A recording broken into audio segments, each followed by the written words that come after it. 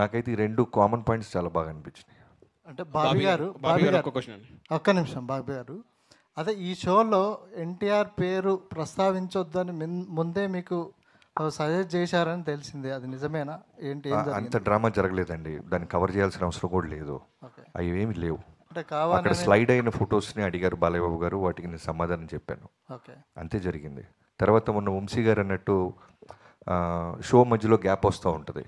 ఆ గ్యాప్ మధ్యలో ఒక క్యారెక్టర్ ఏదన్నా ఏదో ఒక సినిమా ఒకటి ఏదన్నా ఇలా ఉన్న సినిమాలో మా తారక్ అయితే చాలా బాగుంటాడు అని నాతో వంశీ గారితో అన్నారు ఆయన. అది అంటే రికార్డెడ్ ప్రోగ్రామ్ కాకపోవడం వల్ల అది బయటికి రాలేదు అంతే. బాబీ గారు తర్వాత ఆయనకి జైలో కూసిన సినిమా చాలా ఇష్టం. సో దాని గురించి కూడా నాతో 2-3 సార్లు మాట్లాడారు. సో అవేమీ లేవు. అనవసరంగా చిన్నదాన్ని మనమే పాపం అనవసరంగా ఒక ఫ్యామిలీ ఇష్యూని మనం పెద్ద చేస్తుంటాం అంతే. బాబీ గారు ఒక్క క్వశ్చన్ అండి. ట్రైలర్ చాలా బాగుంది, ఎమోషనల్ టచ్ ఉంది. కానీ అంటే మీరు కూడా ఎక్స్పెరిమెంటల్ కట్ చేశాను అన్నారు ట్రైలర్ని.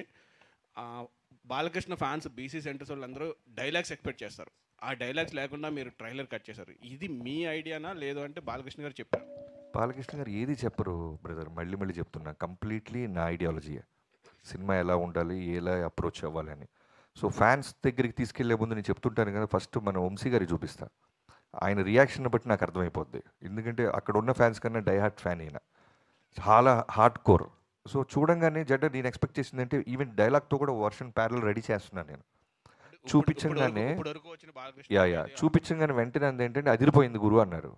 గురు నువ్వు చూసావా క్లియర్గా అన్న. అదిరిపోయింది గురు అన్నారు. డైలాగ్ లేదా అన్న. అవునా, అవసరం లేదే, చాలా బాగుంది, బాలయ్యబాబుతో ఇలా కొత్తగా వెళ్దాం అన్నారు. సేమ్ ఫ్యాన్స్ కూడా రిలీజ్ అవ్వగానే నేను చూస్తూ ఉన్నాను ట్విట్టర్ స్పేస్ అంతా.